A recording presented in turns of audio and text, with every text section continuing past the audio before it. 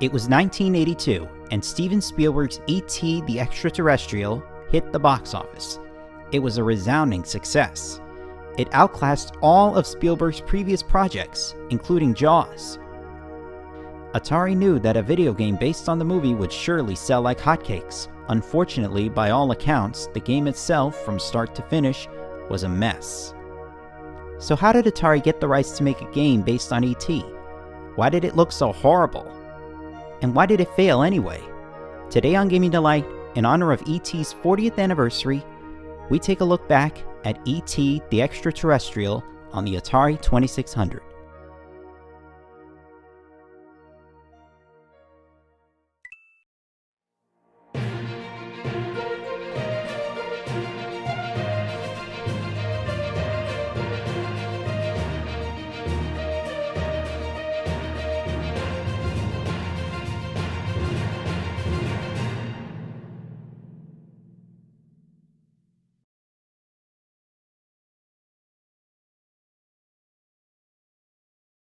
In the early 1980s, Atari was riding high.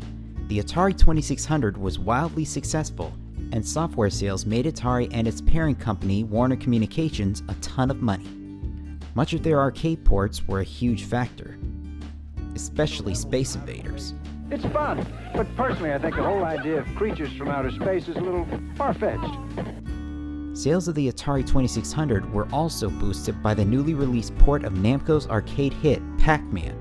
Unfortunately, its poor graphics turned off many a gamer, despite the game selling around 8 million units. Meanwhile, at Atari's headquarters in Sunnyvale, California, programmer Howard Scott Warshaw was putting the finishing touches on the Atari 2600 version of Raiders of the Lost Ark, the very first video game based on a movie. On July 27, 1982, he got a call from Ray Kassar, CEO of Atari. Kassar told Warshaw that Atari needed a game for September 1st based on E.T. the Extra-Terrestrial. Warshaw replied, "Absolutely I can, provided we reach the right agreement." It did make sense to make a video game based on a big movie like E.T. It premiered on June 11, 1982 in theaters all over the United States. It had a budget of just over $10 million, and its opening weekend grossed over $11 million. E.T. went on to gross almost $800 million worldwide. It would also go on to win 4 Academy Awards, with 5 additional nominations, as well as Golden Globes for Best Drama Picture and Best Original Score.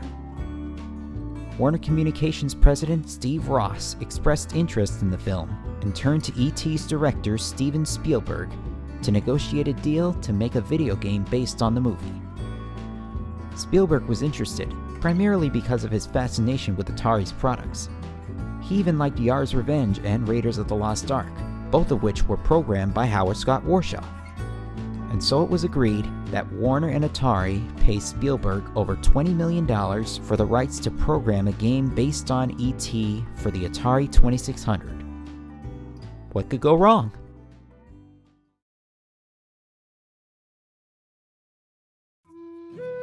Howard Scott Warshaw was given the task to program E.T. for Atari's system. The problem was, he only had 5 weeks within which to complete it. It was a daunting task. Normally at the time, a game would take about 6 months to finish. The deadline was September 1st, so that Atari could have the game in production by the 1982 holiday season. Ray Kassar had initially called George Kiss, head of engineering for the Atari 2600. But Kiss refused, stating, "You cannot do a game in 5 weeks. It's simply not enough time." Thus, Kassar turned to Warshaw, who agreed to make the game. He referred to Warshaw as, quote, "a Renaissance man." About 40 hours into the project, Warshaw was on a Learjet to Burbank to meet with Warner and Atari executives and Steven Spielberg at Warner Studios. There, Warshaw shows Spielberg the design for his E.T. game. After soaking it in for a bit, Spielberg looked up at Warshaw and said, "Couldn't you do something more like Pac-Man?" Warshaw was shocked. A world-renowned film director wanted him to make a knockoff on one of the most popular arcade games of all time. He soon snapped out of his shock and told Spielberg, "E.T. is amazing and we need something special to go with it. This is an innovative game for an innovative movie." Spielberg soon relented, but Warshaw had no time to spare. It had only been 4 days since he started the ET project, and the famed director approving his design was only the first step in this daunting development. As development continued, Warshaw came up with the idea of a six-sided world where one could float around. He also adapted part of E.T.'s movie plot as the main goal, to phone home. The player would search for pieces of a telephone to contact E.T.'s ship and arrive at its landing site to get E.T. home. Warshaw then implemented obstacles such as an FBI agent and pits. The pits, however, also served as where the phone pieces were hidden. Along the way, E.T. collected Reese's Pieces to help restore his energy, or summon Elliot to bring him a phone part. Otherwise, he would just save the candy for bonus points at the end of the game. Finding these phone parts and guiding E.T. to his ship almost makes you think of another Atari classic, Adventure by Warren Robinette. After 5 long weeks of programming, development was finished. But due to time constraints, Atari skipped testing the game, a crucial part in putting a game out. Despite all this, they were confident that it would make a lot of money, thanks to the extreme popularity of the movie and Atari's brand. After all, despite how poorly received Pac-Man was for the Atari 2600, it was still a commercial success. Perhaps E.T. would do the same. Atari was in for a very rude awakening. In November of 1982, as early as the 13th, according to Montgomery Ward, E.T. the Extra-Terrestrial was officially released for the Atari 2600. Initially, it was a commercial success, thanks in part to the fact that it was released just in time for Christmas. Over 1.5 million copies were sold upon its release, and by the end of 1982, it ended up selling a total of over 2.6 million. Sadly, over 600,000 of those copies came back to Atari by 1983. Critics took notice of the game. In New York Magazine, Nicholas Pileggi described E.T. as a loser when compared to games such as Frogger and Donkey Kong. In 1984, readers of Softline magazine declared the game as the second worst game of 1983, just behind Congo Bongo. In more modern reviews, in his book The Ultimate History of Video Games, author Stephen Kent was pretty blunt about the game. E.T. became infamous throughout the video game industry for its dull play and disappointing story. The game's graphics were primitive, even by Atari 2600 standards, and E.T. spent most of the game falling into holes. But the reviews weren't all negative. In December of 1982, Arcade Express scored the game a respectable 6 out of 10, while an article in the Miami Herald praised it. Children and adults alike rated it B+. After E.T., Howard Scott Warshaw left Atari, just as he had come awfully close to completing a game called Saboteur. The incomplete game would then be reworked as a game based on the A-Team, but Atari's financial troubles ultimately canceled that project. Saboteur did eventually find its way to the public among compilations of Atari games, as well as a limited cartridge release for the Atari 2600. The A-Team, however, never did get an official cartridge release. Nevertheless, for years, Warshaw couldn't shake off what he'd been through with E.T. People start going by me in the halls, people from other buildings, people from marketing and management, and they're saying things like, you know something, Howard? You did a great job. We don't blame you. That was really something what you did. You really came through for us there, and we don't want you to think we think anything else.